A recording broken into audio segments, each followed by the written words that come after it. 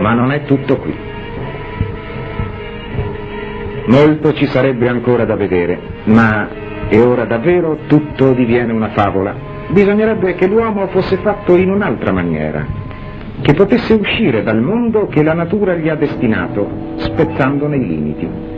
Ci vorrebbe un assurdo uomo di sogno, corazzato e bardato come un guerriero antico o come un'apparizione irreale. Bisognerebbe che avesse coraggio e cuore generoso, che non temesse di affrontare l'imprevisto. Solo a queste condizioni Nora potrebbe, da favola nebulosa, farsi realtà. L'uomo dovrebbe semplicemente incamminarsi, immergere le grosse scarpe nell'acqua, avanzare. Sì, avanzare, perché sotto il mare Nora dorme il suo sonno eterno.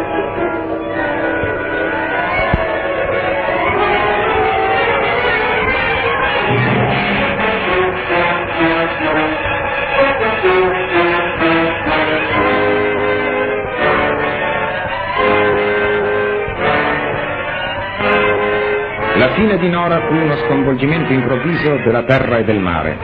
La città sobbalzò come un giocattolo sulle sue fondamenta e tra la polvere e i lampi per l'ultima volta gridò come a teatro, ma fu un grido di terrore. Subito dopo il silenzio e tutto il resto è mistero.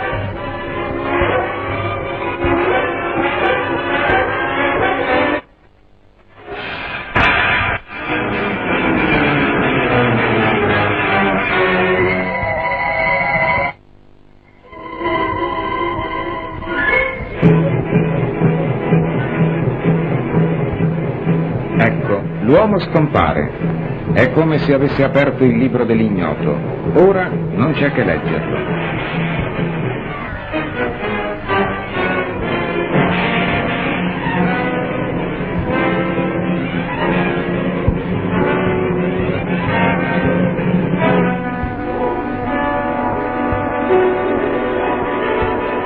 Qui dunque dorme Nora.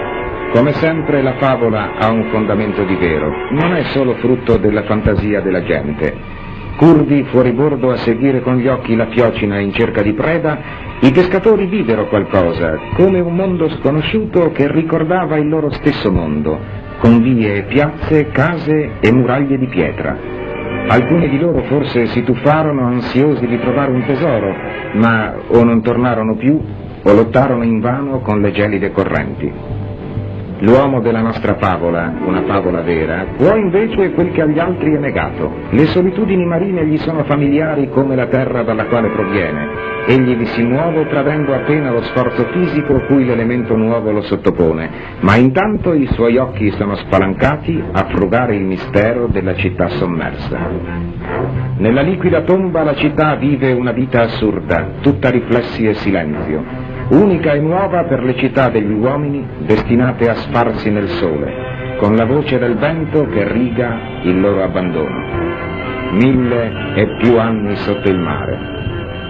Ogni spigolo, ogni ornamentazione, ogni fregio, l'acqua ha limato in un perpetuo accanirsi d'onde e di flussi, quasi le premesse cancellare ogni traccia della città scomparsa. Ma l'occhio attento ne rintraccia i segni. Sono blocchi che tradiscono la mano dell'uomo in una simmetria che le acque non hanno saputo cancellare. Cunicoli stretti e troppo regolari per essere soltanto opera della natura.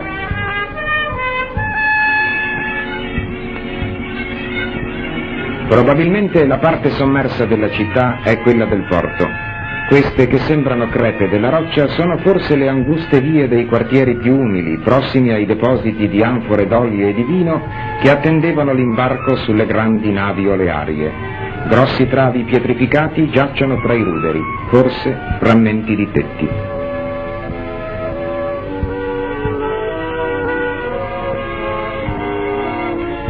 Strade, botteghe, case, magazzini, templi, muraglie, tutto sprofondò travolgendo gran parte della quieta popolazione di Nora. A 10-12 metri di profondità la luce di un sole appiochito dallo spessore dell'acqua rivela ancora oggetti sui quali il mare ha disegnato fantastiche decorazioni.